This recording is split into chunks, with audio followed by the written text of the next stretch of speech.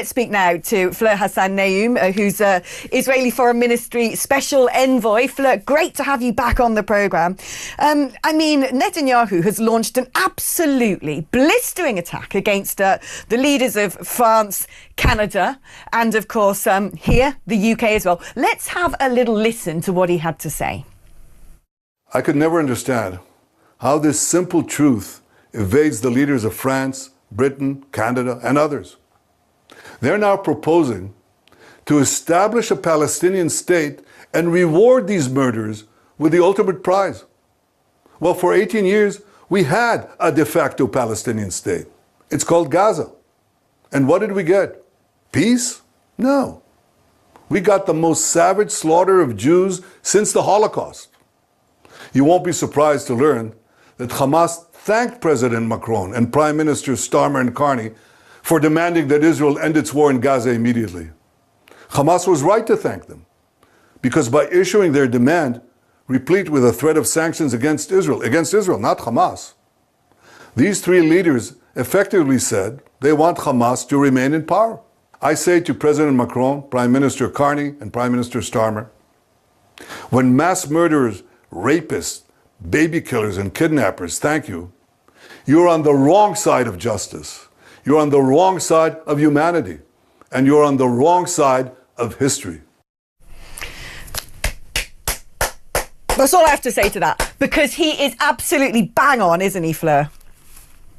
Totally. I mean, honestly, when a terrorist group, a genocidal group that doesn't put its arms down, but is actually telling you to your face that they continue and they will continue to perform terrorist activities, they want to destroy your country, and not just your country, all the Jews around the world too. And they're thanking you. You really are on the wrong side of history. So Netanyahu's correct. More than that, they talk about a Palestinian state. What does that look like? And this is what leads me to believe that this is all performative, Alex, because they don't know what a Palestinian state would look like. They don't know if it's going to be another enclave of the Islamic Republic of Iran. What do they expect a Palestinian state to look like? Well, we've got 94% of the Palestinians in the West Bank already living under a Palestinian Authority rule that steals from their people, it's a kleptocracy, completely corrupt. That's what the Palestinian state looks like. And the other side of it is Hamas in Gaza. So exactly what they want to do. To me, if you ask me, Alex, it's performative, and it's to abate their populations in their countries. These are left-wing governments that are talking. Starmer from Labour, Canada from their Labour, Liberal, whatever it is, and France, Macron. They're all leaders who have a big problem in their country of Islamic extremism.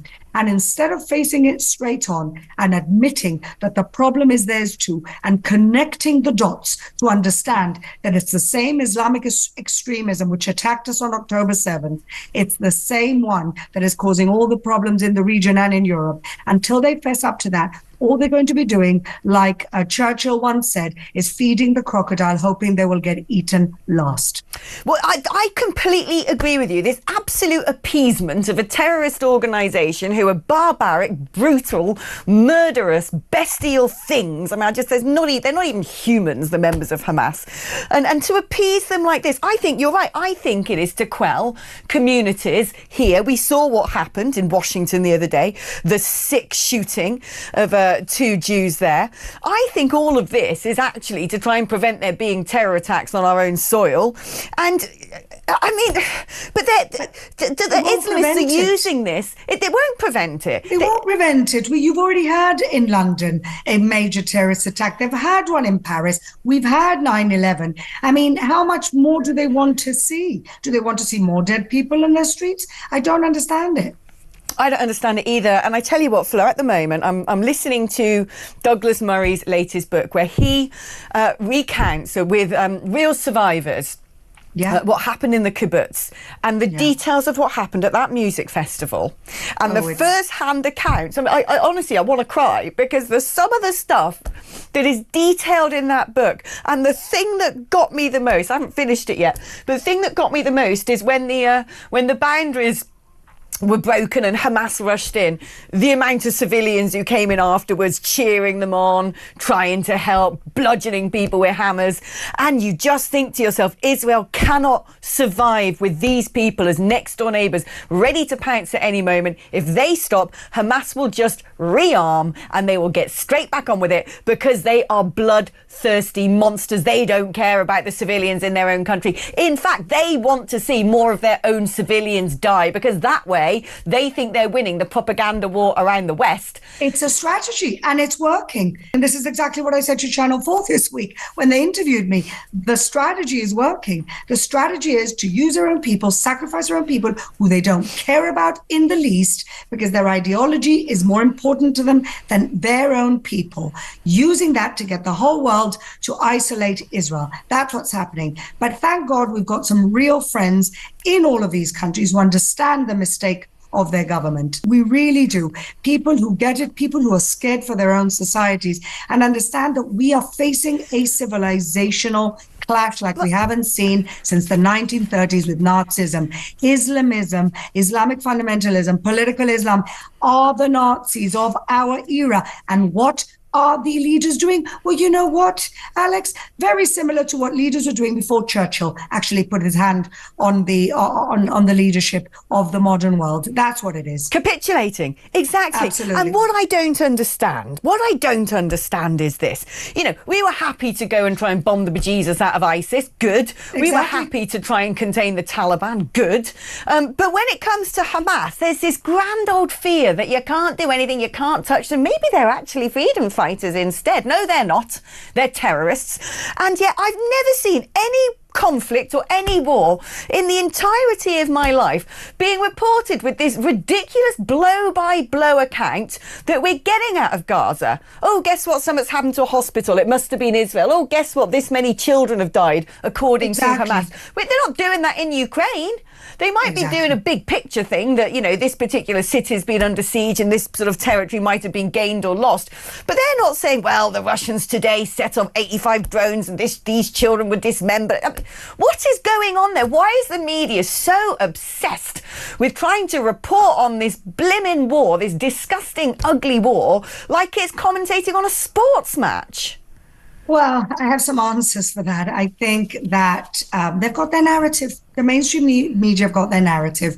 And their narrative is all based on this woke rubbish of the oppressor and the oppressed. And even though Israel has tried to make peace with the Palestinians many times, even though Israel left Gaza in 2005, Israel is too successful to ever be the oppressed. So even though we were invaded on October 7th, they're acting like we invaded them. And that's the bottom line. It doesn't fit into that narrative. And if you ask me, Alex, the double standards and the demonization also has a splash of anti-Semitism in all of it. Oh, no, I think it really does. I think it does because, you know, Jewish people and Israelis are not ever allowed to be the victims, are they? Never. They're always the evil perpetrators.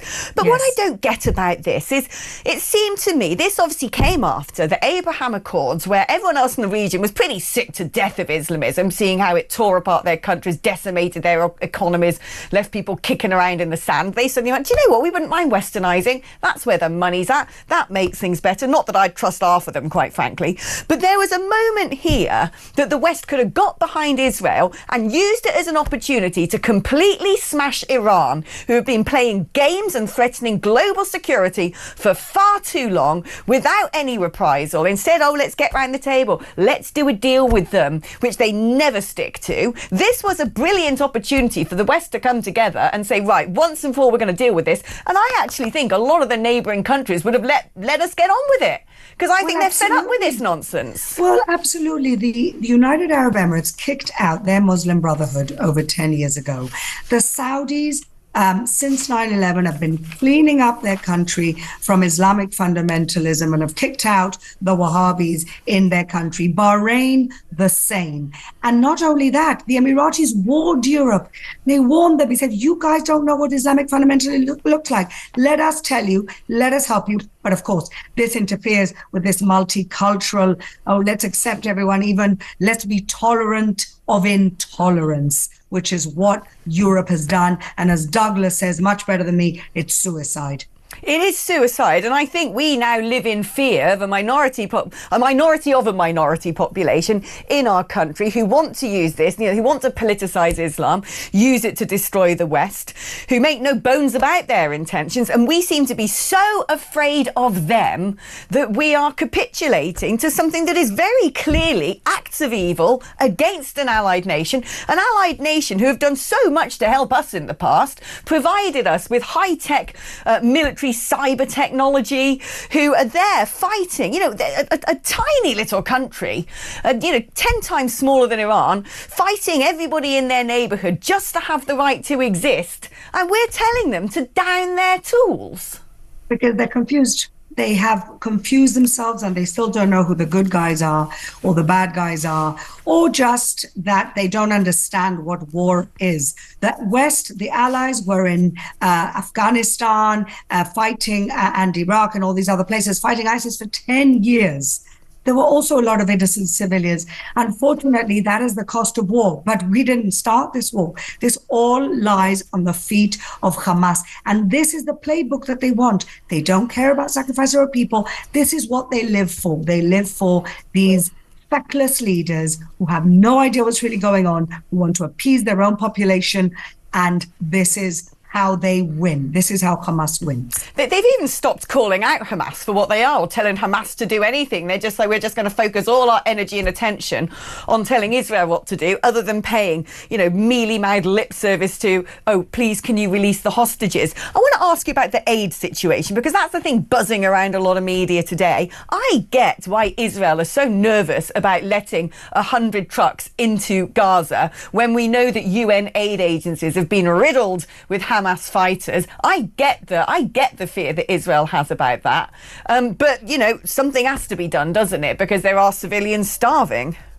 Well, again, Alex, the problem is that Hamas was using the aid to perpetuate the war. Hamas is using the aid, they steal it, then they sell it to their own people, and with that money, they pay their soldiers. And so us letting uncontrolled aid in is basically us funding the offensive against us, which is ridiculous. So, like I said to Channel 4 this week, what do real friends do? Real friends don't condemn. Real friends sit down and say, yes, Israel, we know you're in a dilemma. We know you're in a catch-22. They have each other's backs. Fleur, I'm going to have to stop you because we've got to go to break, but thank you ever so much.